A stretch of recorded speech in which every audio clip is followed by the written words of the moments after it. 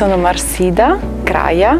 qui all'Hotel Danieli volgo l'attività di hostess, mi occupo principalmente dell'accoglienza nel nostro ristorante Terrazza Danieli. Grazie al Centro per l'Impiego e all'aiuto del SIL ho trovato il lavoro attuale che svolgo, sono più indipendente, ho la mia autonomia e pertanto sono molto contenta di aver trovato questo lavoro. Con Marsida abbiamo svolto una prima attività di orientamento indicando i servizi del Centro per l'Impiego e abbiamo svolto successivamente un incrocio domanda-offerta.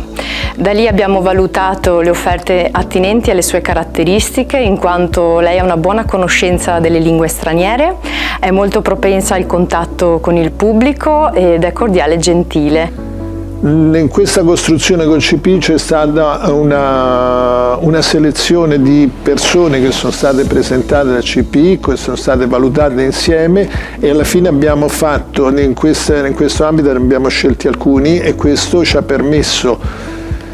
di selezionare le persone che rispondevano meglio alle caratteristiche di un'azienda come questa che ha bisogno di costruire un rapporto con i clienti